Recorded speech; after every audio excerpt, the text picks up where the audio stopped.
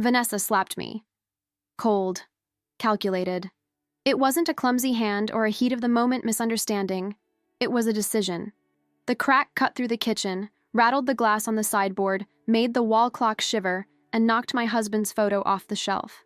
The frame hung in the air for a heartbeat, as if deciding to stay, and broke into pieces on the floor. I didn't cry or scream. I raised my hand to my cheek and felt the burn climb from the skin to my temple, a streak of heat my body understood before I did. The message was delivered in a voice as low as a blade. This house will be mine, with you incompetent or not. She whispered it for two people, me and her daughter. The rest would hear later. The rest always hears later, when there's enough noise to pretend it's truth.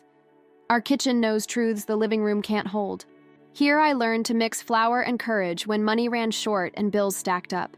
Here my husband wrote the last grocery lists, his handwriting shaking not from illness, but from the world's fatigue.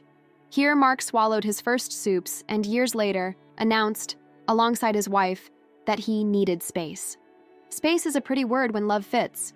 Without love, space turns moldy. It spreads in the corners, covers the smell with perfume, and asks you for a favor with no name, to leave so someone else's story can move in.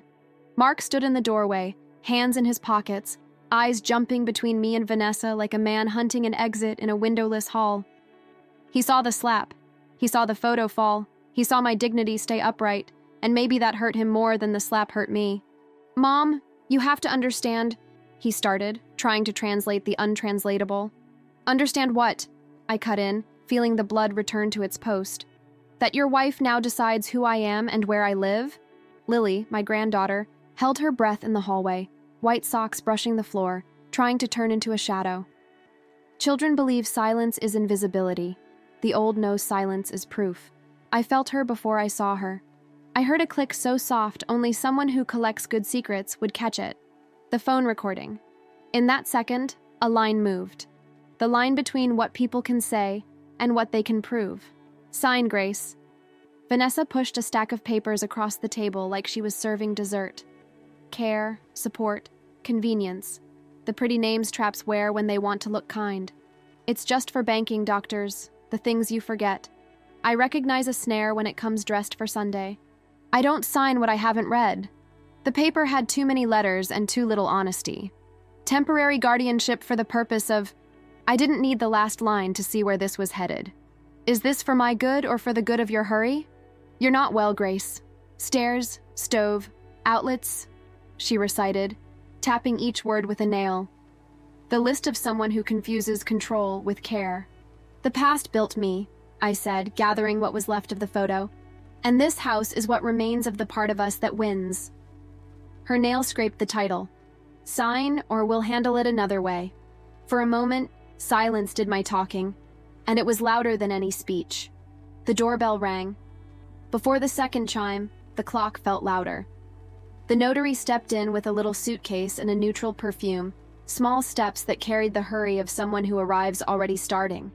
"I'm here to notarize a signature. It's quick. Here, here, and here." None of those heres included my understanding. "I'm not signing today. If it's simple, it can wait for my lawyer." Vanessa moved half a step, enough to steal air without touching me. "Grace, don't make this complicated." Mark cleared his throat. The old ready-made sentence came to his lips. "Mom, it's for your own good." I could have displayed the new roof, the electrician's report, the insurance inspection, the paid bills, my morning climbs up and down these stairs. I chose one clean line instead, sharp as an edge. "I don't sign because I'm told to. I sign when I choose." Vanessa smiled without teeth. "Then be ready to choose in front of a judge." The notary snapped the pen into her case like a dry stamp. Lily stepped back and slipped the phone into her hoodie pocket. She looked at me, question without sound. I answered with the smallest gesture, barely a nudge of air. "Continue." Sometimes saving a house begins with a file named without poetry in the wrong app. That night, I scrubbed my face with cold water until the throb turned into memory. With my fingertips, I blessed my husband's smile preserved in paper the way you bless a household altar. I promised I'd take care of our house. Tomorrow doesn't promise anything, but it loves being challenged. Tomorrow I start proving it. And the first proof would be simple, almost childish. Repeat my no. In the hallway, a click Vanessa didn't hear was already rewriting what would be said and what would be proven. Morning light walked into the kitchen like it didn't know history. Straight, white, honest. I set water to boil, opened the curtains. Dust danced in the beam like confetti at the wrong party. Mark showed up before 9. A vending machine coffee and a face rumpled by no sleep. Vanessa came 2 steps ahead, dragging the future by the collar. Let's settle this, Grace. The notary's on her way. First, we read. I spread the papers like cards in a game where I already knew the trumps. Temporary guardianship, power of attorney with specific powers, title transfer. I ran my finger along paragraphs like testing a pan for heat. I'm not furniture and I'm not a signature. I'm the owner of this house, and as long as I remember who I am, it belongs to me. Vanessa's smile tilted, the kind that never reaches the eye. We just need to show you get confused, that you forget the gas. She flipped a post-it hidden inside her sleeve. A neat row of loaded questions, bullets aligned. You'll fail the only test that matters, the fear test. I laughed for the first time since the crack. I passed that one sewing through late fees and paying interest with dignity. You're late. Mark searched for edges in papers that couldn't hold him. Mom, the neighborhood changed. The house is big. Lily needs a better room. Any plan that starts with me disappearing isn't a plan. It's a soft kidnapping, I said, keeping my tenderness for those who'd earned it. 2 chimes. The same notary, the same neutrality perfume, the same hurry disguised as helpfulness. Common procedure, ma'am. It helps when family needs to resolve things quickly. Quick for whom? I asked without raising my voice. She pushed the pen an inch. Vanessa set a hand on my shoulder with a pressure that wanted to be affection. Lily drew a long breath in the doorway, socks whispering against the baseboard. I'll call Patrick. A lawyer? You have money for that? Vanessa's laughter had no sound. Money? No. Friends, I said. Maggie answered on the first ring, like she always does when life springs a leak. Don't sign anything. Patrick's on his way. I repeated it to the kitchen, the walls, and myself. Patrick's on his way. The sentence slid a new invisible deadbolt into place. Vanessa and the notary traded a look. We'll be back tomorrow at 9 sharp, the suitcase woman said, packing her hurry into the day's order. I walked them to the door. Come back with a dictionary, and if you like, a doctor, to confirm my memory knows where it puts things. The latch clicked to its proper seat. The clock returned to its regular pace. Alone, Lily and I opened the house like a file. Bills, inspections, reports, receipts, new roof, updated wiring, current insurance. Lily brought a floral-covered notebook, 12 recordings listed with dates and times. Small captions only wounded love knows how to write without error. Grandma, this one caught the post-it part, she whispered. And I understood that childhood can install moral cameras without asking permission. Patrick arrived with the big case, listened without interrupting, wrote down names and times, photographed the post-it, moved the files to a safe email, checked the router like a man sealing the chain of custody on a domestic miracle. Opinions shout, receipts speak softly and win, he murmured, capping his pen. I nodded.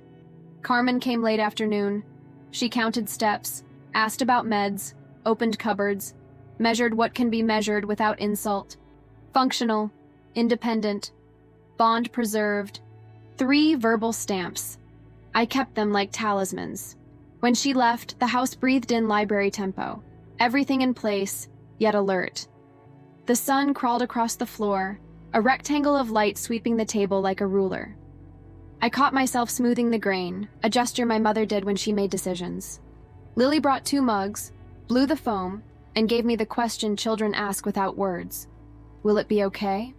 I answered with the old hand-on-shoulder touch, our family's signal for when sentences are tired. The doorbell rang again, and this time, it wasn't the notary. 30 days until the hearing. A month is short when life is calm. It's a continent when every night tries to talk you into quitting. I filled each day with the discipline I learned at the sewing table. Stitch by stitch, don't skip. or the fabric splits. Tiles wiped with long strokes, not from fuss, but to remind the body it's in charge. Papers filed alphabetically and by date. Recordings reviewed with Patrick, who asks questions like a man who knows where he's going. Visits from Carmen, who takes measurements of routine like a tailor of safety. Coffee from Maggie, who returns the bones to their hinges. Mark didn't come back. Vanessa sent a curt message Patrick read and archived. "They want to drag you into an off-Broadway play," he said. "Opening night is in the proper theater." The day before, he laid out a plan with fewer adjectives than a telegram. "They'll try confusion, old photos, friendly witnesses. You don't fight pretty words. You bring nouns, dates, reports, receipts. On the morning of court, I put on a gray dress that doesn't apologize for existing. Maggie fixed my hair and set her chin on my shoulder. You look like a verdict. I need to win, I said. You're already right. That protects you from a kind of loss no judge can fix, she smiled, and the sentence settled like heavy furniture on a solid floor. The room smelled like the polished kind of dust, the kind that pretends to be neutral. I sat beside Patrick. He turned his pen once and stopped, like aligning a compass. Lily sat with Maggie in the second row, phone held with the reverence due an amulet. Mark came in wearing an old suit, a gift from me, and a new face. Tired. Vanessa arrived on heels that bit the tile, marking a pace called hurry. Their lawyer opened his folder with the kind of care that hides anxiety and recited a version of me I didn't recognize. Confused lady, stove left on, stairs like mountains, mind that slips. He showed photos of mold and damp, ceiling stains, angles chosen to make the hallway look like a cliff. I almost stood. Patrick tapped his pen, the tip made a soft sound on the table. I stayed. When he spoke, Patrick didn't puff his chest. He asked the screen for 2 images side by side. The old undated picture, the new roof with the date stamped large. Next to it, a stamped invoice. Below, a receipt. To the right, a signed report. Brick by brick, he raised the house they were trying to demolish with metaphors. The judge leaned forward. Sometimes that's all it is. A lean that says, I'm listening. They called Sharon. She wobbled in, swore steady, and told a story of convenience. Said she saw me lost on the block. She got the bakery's name wrong. Said I left the gas on in the rain. She described sunshine. Her voice shook on the words that demand date and time. Answers slid out of her mouth like old stickers. They stuck to her finger, not the page. Patrick asked without malice. What time? Who was with you? Where were you before? What were you wearing? The judge wrote, relieved to find music after noise. Vanessa locked her jaw. Mark bit his lip until blood considered a visit. Carmen spoke about routine. She didn't use the word love. She used stocked fridge, meds on schedule, list on the door, safe environment. Functional, independent. Her report rang like a small bell. It doesn't ask applause, it calls. One piece was missing, the heart. It sat 2 seats away, in Lily's small hands holding a rectangle of proof. Anything else? The judge asked. Instinct told me to throw an arm across my granddaughter and say, no. Patrick brushed my wrist with one finger, light as removing lint. Trust. Lily stood. Your Honor, may I play a video my mom doesn't know I recorded? The sentence made the room blink. The clerk plugged her phone into the monitor. A tiny mic pop marked the start. On the screen, the file name appeared with no flourish. Kitchen Cam 2024-1003. The camera caught my face before it caught the sound. Then the sound arrived complete. Spoon on pot, my steps, the crack that split the kitchen, the photo falling, my hands going to my face, and Vanessa's whisper clear as a knife. This house will be mine with you incompetent or not. It didn't need blood. It needed logic. It needed seeing and hearing. Hook. The video ended, and what hurt most was still coming. The purchase of the lie. The second file had no scenery. It was a voice. On the screen, Vanessa. In the audio, the clarity of someone who isn't embarrassed. Sharon, $2,000. You say she gets lost, that she forgets the gas. Relax, the lawyer does the rest. There was no metaphor to fit that. There was a price. The word "to" split the room in half. Those who pay and those who sell. Then the doorbell recording. The door cam showed the notary at the threshold, fixing her hair with her hand, leaning in to talk low, as if intention had no microphone. Sign slowly. Make it look like a tremor. In the video, the pen hovered between their lie and my hand. In court, the only thing shaking was the story. Their lawyer tried the familiar curve. Recordings can be misinterpreted. Patrick asked to rewind 30 seconds, 3 times. This house will be mine. Pause. $2,000, Sharon. Pause. Sign slowly. Pause. Sometimes repetition is justice's best friend because it trains the ear not to wander. The judge leaned back and made a long enough silence, the kind that teaches respect without threat. Then he chose his words like a carpenter choosing the right tool for the right nail. Guardianship denied. Any transfers under coercion are void. Restraining order, 30 days. I'm forwarding this to the district attorney. 4 hammer strikes. The sound didn't echo, it seeded. I breathed. Lily smiled with her eyes. Mark lowered his head. Not a stage defeat, but shame finally finding direction. I didn't look at Vanessa. The screen had already shown everything and more. Carmen approached at the exit, discreet as closing a file. May I note that Lily will remain with you provisionally until the family assessment is complete? You may. Patrick offered a ride. We accepted. In the car, no one performed relief. Sometimes silence is the only thank you we can afford without spilling. At home, I ran my hand along the shelf where the photo had fallen, wiped a dust that wasn't there, set the frame back. Lily hung her backpack and asked for cookies like a child asking for childhood. Butter filled the spaces anger had tried to rent. Late afternoon, the doorbell again. A realtor with a clipboard, a practiced smile, and words that roll too easily. Window of opportunity, immediate liquidity. A generous offer for your house. Who sent you? My client prefers... Take your offer and your hurry back. This isn't a counter. I shut the door with firm kindness. The kind doors learn from wind. That night, Mark stood outside the gate, empty-handed. He respected the distance the order required. I'm not here to apologize. I'm here to say I'll fix what can be fixed. He mentioned therapy started, job he was trying to keep, a small apartment. I listened without ribbon. Words won't do, I said. Do. Lily rested her chin on my shoulder and looked at her father like someone measuring a bridge. He nodded slowly. I closed the gate carefully. Across the street, Hurry was still rehearsing a brand new plan. The next morning, I woke with a sense that silence had changed texture. Not the emptiness after noise, a watchful rest, like a library before opening.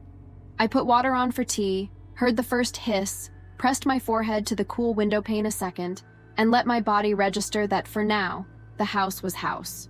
My phone buzzed with 3 messages. From Patrick, filing supplemental measures by noon. From Carmen, quick check-in at 4 p.m. for report update. And from Maggie, bread just out of the oven. Want? I said yes to all 3, because there are days when accepting help is the only kind of strength available. Patrick arrived with a fatter case, and that calm I've learned to recognize as strategy. He doesn't spread papers, he positions them. Today I filed to nullify any suspect POAs signed before the order and placed a preventive alert at the deeds office, he said, laying 2 copies on the table. If anyone tries to touch the deed, the system screams. I like when the law screams for me. He opened his laptop and typed slowly, like signing a letter to the future, then showed me the screen. Temporary administrative block. Ugly phrase, beautiful shield. What happens now? I asked, blowing on my coffee. Now the quiet work begins, he said. Consequences like silence. They run without an audience, but they arrive. The restraining order gives us 30 days of air. We'll use them to pour a floor, bills, inspections, moving the recordings to Right Once Media, copies outside the house. He stacked sealed flash drives, date labels, my name, a control number. Chain of custody sounds severe. To me, it felt like an embrace. At noon, Maggie came in with the promised bread. The smell opened up space where tension had been living. Lily came out with her hair half-pinned and the floral notebook. I updated the notes, Grandma, she said, sitting beside me and unconsciously mirroring my habit of smoothing the table's edge. Patrick smiled at her like greeting a teammate. Your log was crucial. Today we'll make it an official exhibit. Lily nodded with new seriousness. Kids grow 2 inches inside when the world invites them to do right. At 4 p.m., Carmen tapped the door with her knuckles. 3 light knocks, a rhythm I now know. Quick update, she said, opening her tablet. Post-hearing day. Routine maintained. Stress markers down. Support network present. We climbed the stairs together. She watched me go up without the rail, count the steps under my breath, and return without panting. In the kitchen, she checked the meds chart, outlet covers, snapped the insurance inspection pinned to the pantry door. Report out tomorrow morning. Carmen's words don't sparkle. They settle. Toward evening, a message from the mediator. Father's contact received.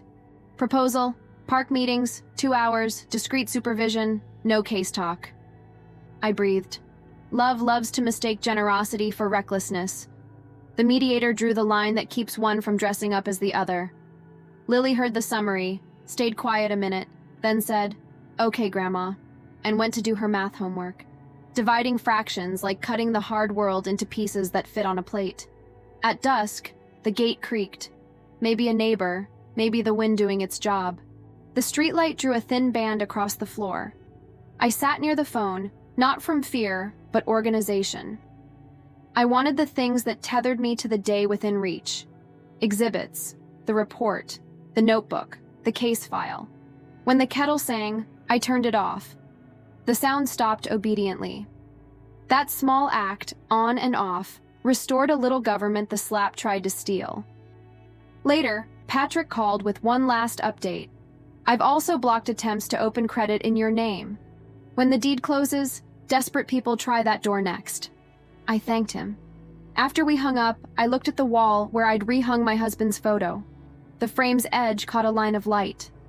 I touched the wood, not to summon memory, but to peg the present. When Lily went to bed, the hallway swallowed our steps like always. I washed the mug, closed the curtains, tapped the latch twice, a habit from old insomnias. Outside, a car accelerated too soon. The sound dissolved at the corner. Before I killed the lights, I wrote on a scrap. Proofs made, protections active, doors latched, breathing, normal. I taped it to the side of the fridge, eye level. Some days, courage needs to be a list. In the dark living room, the phone blinked once, the world promising it would still try to talk to me, for good or for hurry. The morning after Maggie's bread and Patrick's filings, the mediator confirmed Lily's first visit with her dad. Saturday, 10 a.m. Wooden bench under the fig tree at the park. 2 hours, an ice cream at the end if peace held. Lily heard the conditions and nodded with a careful seriousness that disarms me. I want to see Dad well, Grandma. I want to see. I don't want to fix. I wrote her sentence in the margin of my notebook like pocketing a compass that points to boundaries. I tuned the week like a clock. Monday, bills and due dates. Tuesday, heater maintenance. Wednesday, extra check on the handrail with the metal worker. Thursday, Carmen returned to see if her last report was still true. Friday, Patrick sealed copies on Write Once Media and handed me a brown envelope with emergency instructions. Just in case, he said, and I accepted without the theater of fear. The house gradually reclaimed its own noises. Dishes nudging, a drawer gliding, a chair showing the body its place without groaning, the gate singing its metal on open and close. On Saturday, we got to the park 10 minutes early. The mediator was already there, speaking softly with a grandma watching a toddler on a swing. Lily sat beside me and squeezed my hand, not from fear, but alignment. Mark arrived on time, hair pulled back, beard tamed badly, a plain t-shirt and a book under his arm. He stopped 2 steps away, looked at the mediator, then at me, then finally at his daughter. "Hey." "Hi, Dad," Lily said, not apologizing for the simplicity. They went to the bench under the fig. I stayed. I listened to leaves, a kid's happy scream as a kite lifted, 2 old men discussing the local team. The visit moved with the modesty of people who know not to waste what little time they have. Mark read 2 pages aloud. Lily asked if he still remembered Grandpa's pancake recipe. They laughed about an old flour mistake that turned into too much batter. When the park clock chimed 11, they walked to the ice cream cart. Lily chose Grandpa's flavor. Mark paid with a folded bill, hand a little shaky, not from a scheme, but effort. When it ended, Lily hugged him short, more commitment than nostalgia. I saw in his eyes the start of understanding. The love she offers now is love with rules. That afternoon, Daniel showed up at the gate with an envelope and a worn hat in his hands. "Your son came to see me," he said, tipping the brim. "Offered me a week's work, small but honest. Fronted half so I could leave a room that smelled like despair." I invited him to the porch. He told his story in plain sentences, handing over clippings he'd been keeping and now wanted to return to the world with a different meaning. Not raw denunciation, but a survival manual. On the pages, Vanessa's name appeared not as a soap opera villain, but as a repeating pattern. "They rehearse," he concluded. I filed his folder beside Patrick's with the care of an archivist without a license. That night, the phone blinked again. A note from the mediator.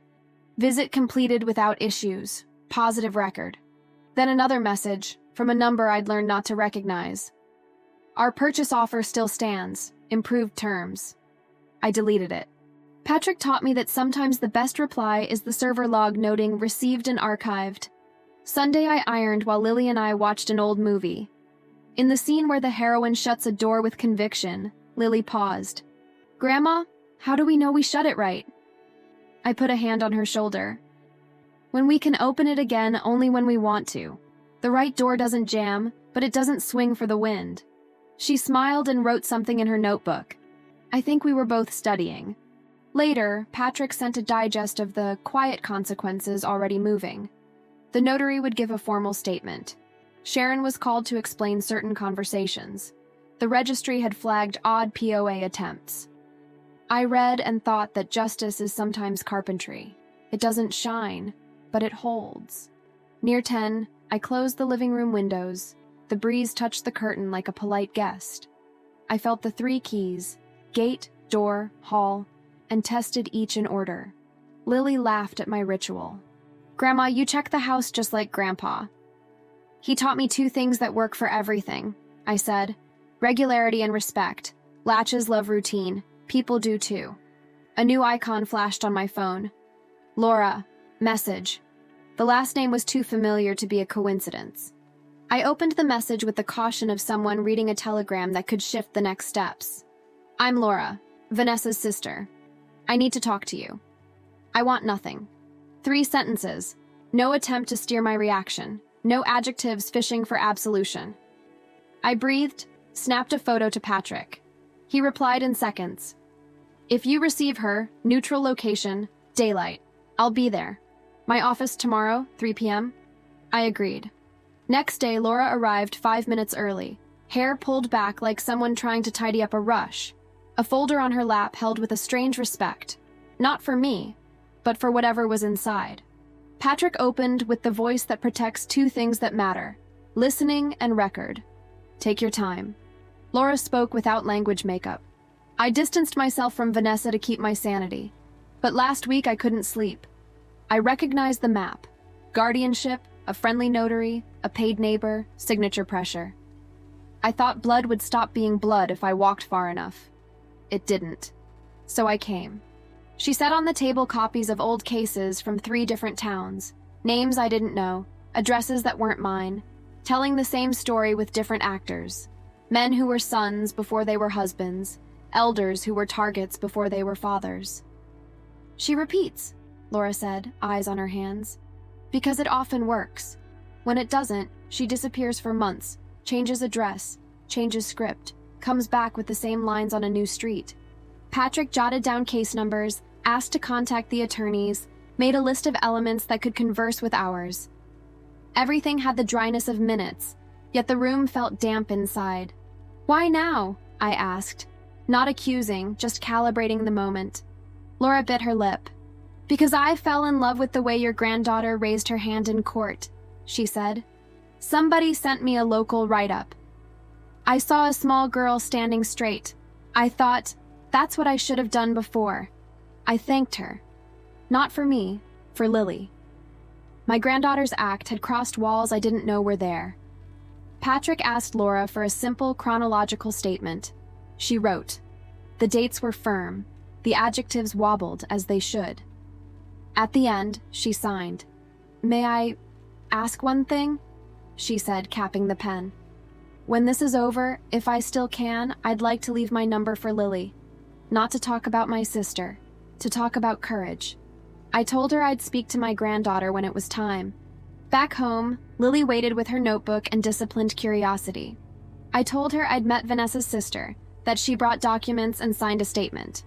Is she good? Lily asked without flinching. She's trying to be, I said. Sometimes that's all we can manage at the start. Lily wrote a line I didn't read. Then she showed me a drawing. 3 open windows and a lantern beaming on the ground. For when it gets dark again, Grandma. I hugged her like someone holding an old vase that insists on staying whole. The days that followed adjusted like good elastic, firm without pinching. Carmen came twice, took notes without invading, smiled without promising. The mediator kept Lily's visits with her father on sunny Saturdays and canceled the ones on rainy Sundays. No one needs to prove love underwater. Mark began sending updates that required no reply. Therapy, 3 sessions this week. Daniel's resume, updated. Work, kept. I folded each note and placed it in a shoebox I silently named Axe. When the box got heavy, I'd know what to do with it. Thursday, a letter arrived from the registry confirming the administrative alert on the deed. In the language I prefer for what holds, it said, recorded. I read it aloud to the refrigerator, to whom I've been reciting our wins. Lily laughed. The fridge loves happy endings, Grandma. It loves receipts, I corrected, winking. That night, after she slept, I sat on the porch step with tea and a pen.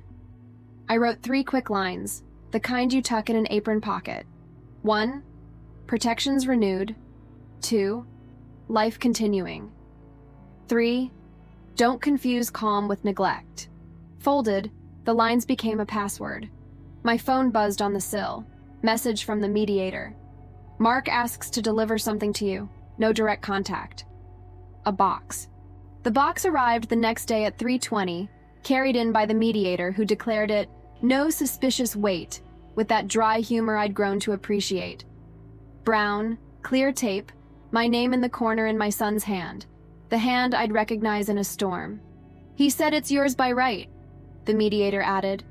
I signed, thanked him, waited for the gate to shut, set the box by the sofa, and looked at it for a while, the way you watch a skittish animal until it decides not to bite. I opened it with the tip of the scissors, slow, so as not to wound whatever was inside. First, the smell, stored paper, faintly sweet with time. Then the layers, old newspapers, a dish towel that wasn't mine, and finally an album. Not just any album, the album.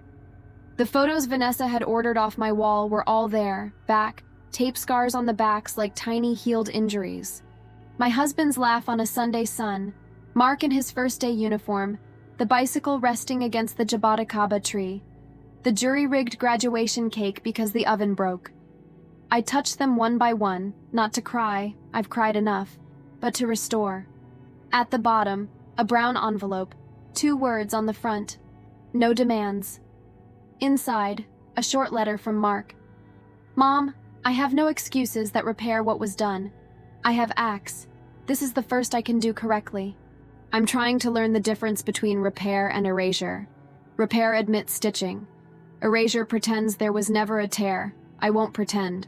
I read it twice, searching for a hidden ask. There wasn't one. I responded the only way the order allowed, asked the mediator to tell him received and nothing else. Received is a heavy word when it's true. Late afternoon, Carmen dropped by on a squeeze-in slot. She needed a photo of the living room wall to close her report. And I, without meaning to, offered a better wall. I hung 3 photos back, with a small hammer and neat head nails. May I snap it with the frames? She asked. You may. The room became more house with 3 taps and a tablet click. I signed acknowledged. The scratch of the pen on paper returned a joy I thought I'd retired. That same day, Daniel came with simple flowers, daisies, and a short news item. I got the job your son pointed me to. It's not much, but it's clean. Clean. Some adjectives are contracts. I gave him a glass of water, listened to the light rain begin over the porch roof, and he thanked two people at once. Me and, by reflection, the boy I once called my boy. When Daniel left, the rain stopped hitting the tin and began whispering on the leaves. Some rains learn to whisper when you need to think. At night, Lily and I sat to do the invisible homework some families must complete. Update the list of where truth passes. What goes on the list, Grandma? Receipts, reports, restraining order, mediator contacts, and... She interrupted.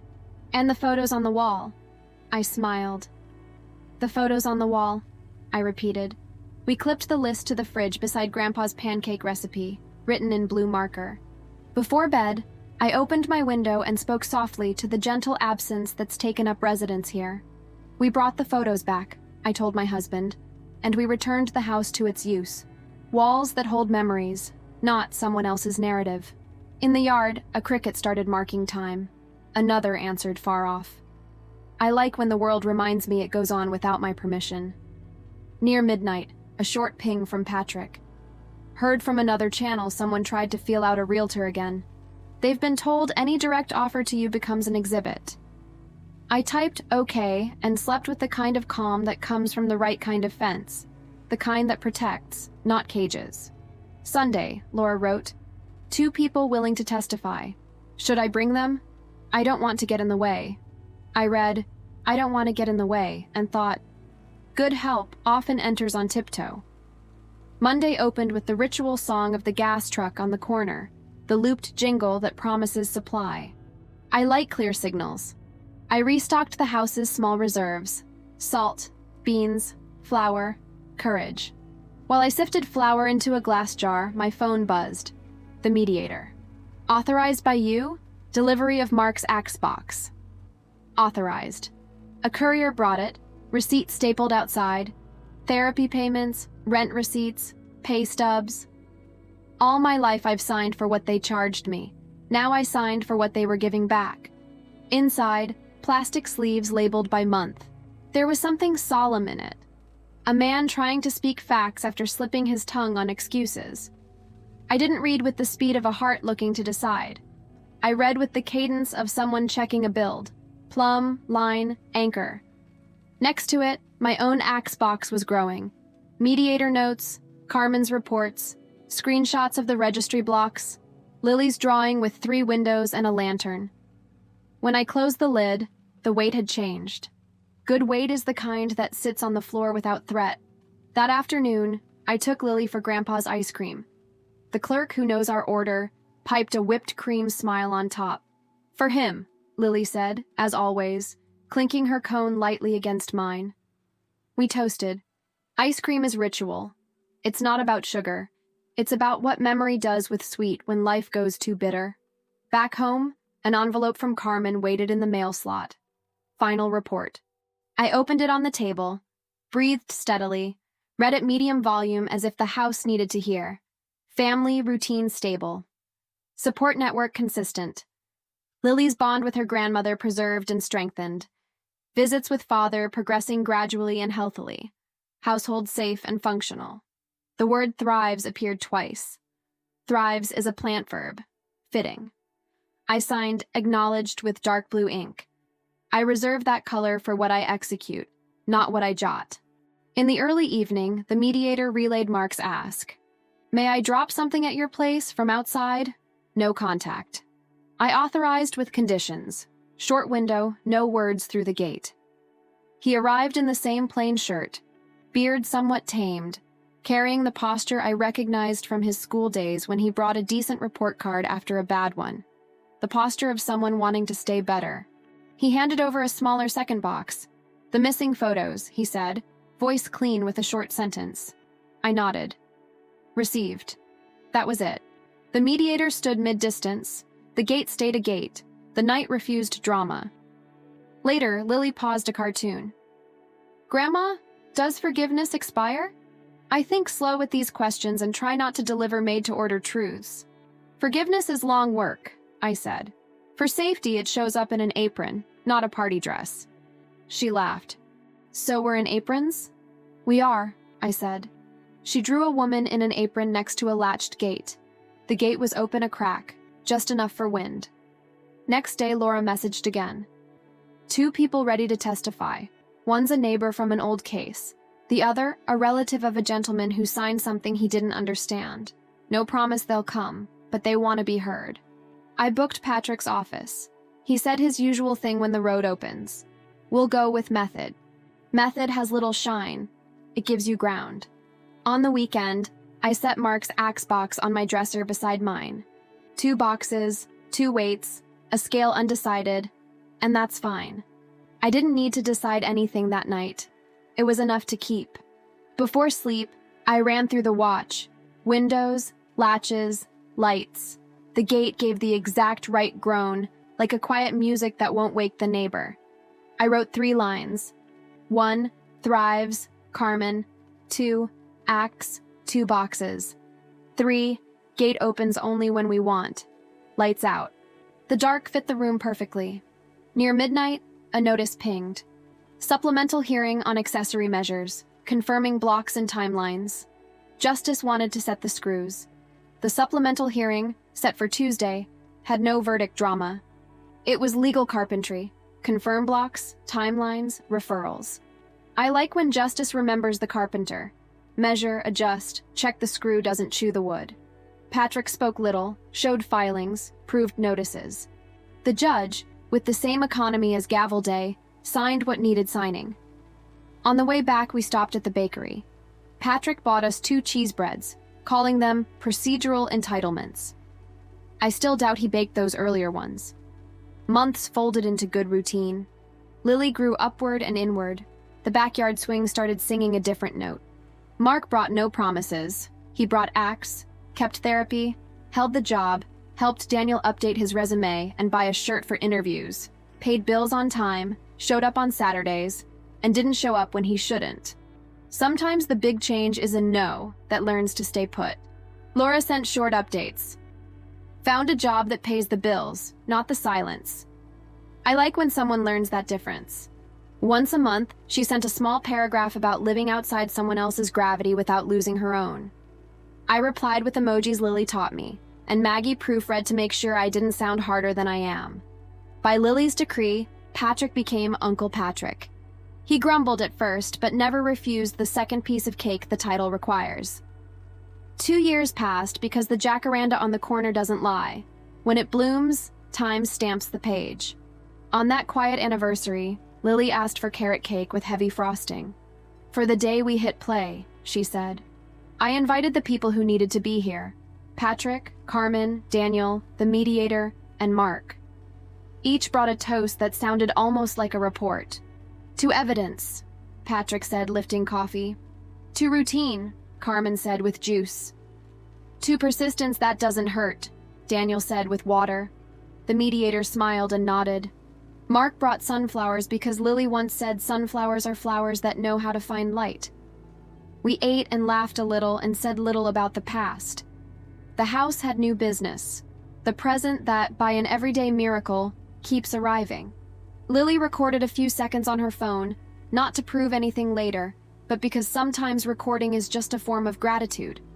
I looked around and understood that the room, with those 3 photos on the wall, felt wider than before.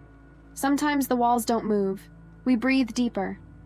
Late afternoon, the porch slid into shade. I sat with Mark, side by side, without the usual words, and it was good. He pointed at the frames. Thank you for not taking our story off the wall because of me. Our story is bigger than the worst thing you did, I said. He cried a little, without performance. I did too, a bit. We laughed at an old memory. The night he left the hose running after washing the patio, and we woke to 2 toads owning the tiles. Memory knows how to laugh when invited. That night, after everyone left, I washed cups slowly, like closing a shift that was worth it. The kitchen tossed a line of light back at me from the tabletop. I touched my husband's frame with the same fingertip ritual as always. We kept it. I whispered. It didn't sound heroic. It sounded correct. Between opening and closing, we stayed in the middle, where doors make sense. Close to what harms, open to what points toward life. Before bed, I wrote the 3 lessons that guide my hands when the night thickens. Boundaries preserve love. Forgiveness is visible restoration, with the seam showing. Dignity is inheritance. I received it, kept it, passed it on when Lily hit play. I taped the note to the back of the frame where no one will see it and I won't forget. Lights out. I walked the house in a darkness I know, without bumping a single piece of furniture. The gate groaned to the wind like it was wishing me good night. I lay down with the kind of certainty that doesn't need noise. Until the last day, this will be the bed where I rest and the table where I begin again. And if anyone comes knocking with adjectives and fake concern, they'll find not just an old woman with receipts, but a family with memory, a granddaughter with courage, and a house with its story and relief. If they knock, let them come with paper, not with a pat. I know the difference.